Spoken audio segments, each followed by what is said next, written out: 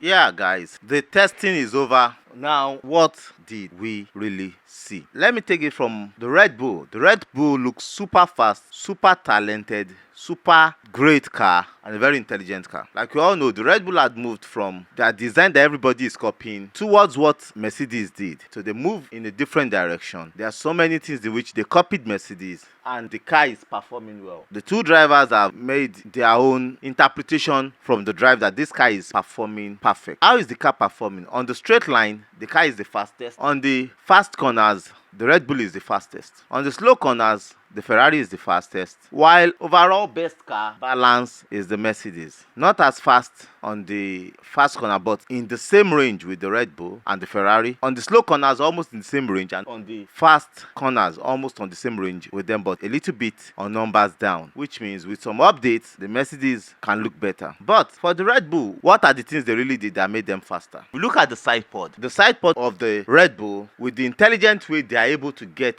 the airflow and also the cooling, even behind the head of the drivers, they're able to get cooling into the engine, is so intelligent, which makes that car, the engine cool better, cool faster, and the car looks stronger, and the aerodynamics is so way intelligent. They got it nailed on better than what the Mercedes did with their W13 and W14. Also on the front wings, they changed the front wings to give them the right generic airflow, to give the right aerodynamic, and that car looks far and super fast. So of all the grades, we are still looking at the Red Bull as the fastest, but we know that a lot of teams are keeping their speed potentials, including Red Bull themselves. They are keeping their speed potentials, but from data, these are the things we see and we notice. Now moving to the Ferrari, like I said, the Ferrari have the top speed on the fast corners. There are lots of aerodynamical work done on the Ferrari, including on the front suspension, especially on the mirror and the side pod of the car. The cooling is wider than what they did last year, but like I said last year, if they have a steeper cooler, it can suck in more air through those sides to cool the engine better. But they have larger side pod, and we are going to look at how they are going to be able to manage all this in comparison to Red Bull. And with the Red Bull having a steeper side pod, the bulge behind the head of the Red Bull is just like the Mercedes W14 that gave it a better downforce, but those wings, as in the side pod it was not having last year, really pushed them off where they are meant to be. But looking at what we have, for me, I am seeing Mercedes trying to go back to the podless, but make it pod full, because there are lots of things they might have learned from it, and trying to try so many things with it. That's what they will come with next year, possibly, to end this era. But we have to wait till next year. With what Red Bull has is a nail-biting effect. Now to the McLaren. McLaren still seems to be hiding a lot of things, but that car looks incredibly fast, very cool, and with two young drivers, they are looking so better. Now on the front suspension, the McLaren had changed a lot of things on their front suspension that makes that car look stiffer, especially on corners. They have a lot of potentials on the car, and with the upgrades they are going to bring, because Zach Brown, their CEO, said they are going to bring more upgrades, and those upgrades will really determine how the car will perform this season. With more upgrades that McLaren are promising before the beginning of the season, there are going to be a lot of changes in the car, and with their learning, it means there are so many things that are coming up, and that car is going to give them a boost, and that car might really be a big deal, not just a big deal, a competitive big deal to other cars in the paddock. So McLaren coming with a big update that will change the face of the game, right? Mercedes, yes, let's start from the suspension of the Mercedes. The Mercedes designed their car in front, especially the front suspension of the car, in a way that they can change the front suspension, especially the lower wishbone. They can change it easily, which they tried yesterday during the testing, and it shows how they can get more downforce through the suspension. They can move the lower arm, some part of the suspension, up and down, which normally it should take a whole session possibly to do, but now they can just unlock it on the car, change the angle. That is quite a bit interesting work from Mercedes. Now also looking at the side pod of the Mercedes, in which everybody had copied the downwashing, they really redesigned it in a way that it worked for them. It's working for them, especially on all corners. Mercedes are also promising updates in which they said they are building, and by next week they will have some some updates in Bahrain to start on Thursday. Because of the Ramadan, Bahrain race is starting Thursday. We're having the first and second practice Thursday, the third practice and the qualifying on Friday, and the main race on Saturday. So the Mercedes are hoping to bring updates, which means there's still much from the learning, much impact for Mercedes to bring to Bahrain and to bring to these races. Their front wings, it has been approved, but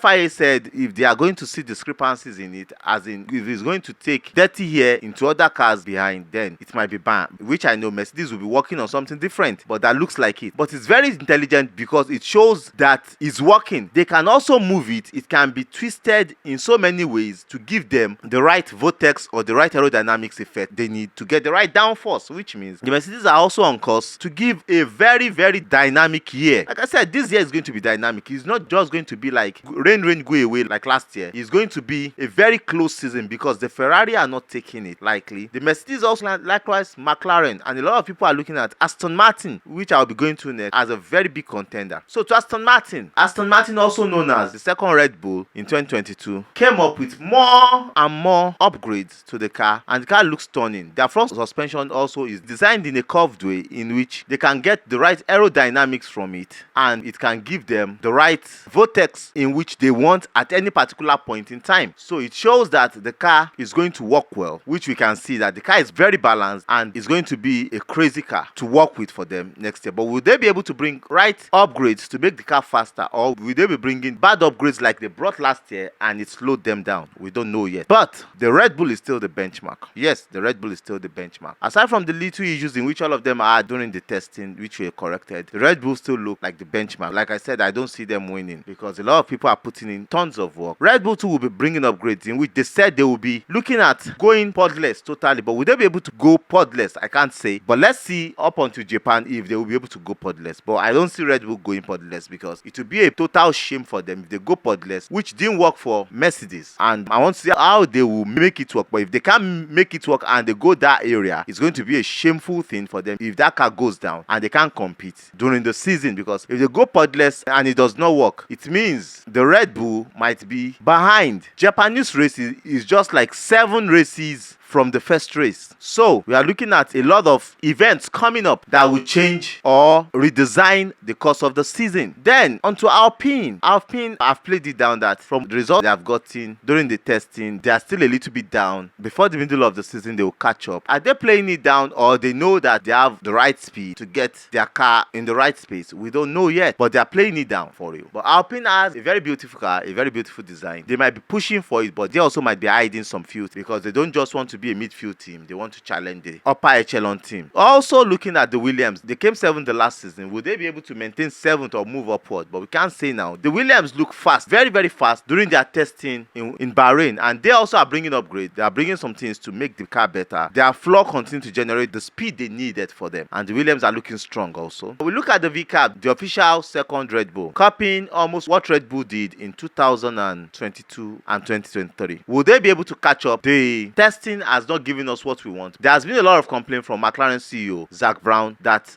car is going to be a problem for them. Will it be? Bahrain, we would know. As has not really performed well. They did the most running of all the 3-day testing, over 400 laps, but still they are not well looking. The tire degradation is still there. They are still struggling, but we can still see they are playing down on some things. Will they be able to challenge the stake team, or the stake team is behind them? We don't know yet because the stake team all through this testing were poor. They were so poor, even with all the changes they've made to their car, they are so poor. And we're expecting a very fantastic season. Like I told you, you are going to enjoy the season. It's not going to be a runaway season like we had in the last 2 years. It's going to be a very, very wonderful season, and I predict a lot of accidents, a lot of fights between the top teams. It's not going to be easy for Red Bull this time, I tell you. See a lot of fights amongst all these teams. In the long runs, I can still say the Aston Martin in the hands of Alonso is fast and very, very steady. That Ferrari looks so bound on it. Very strong pace. Very, very strong pace. Even in a single lap, the Ferrari looks very, very strong. In the race simulation, they are very, very strong, and I still see them stronger than the Red Bull in race simulation. So if they are bringing upgrades and some little things to the car, it means they might be on par.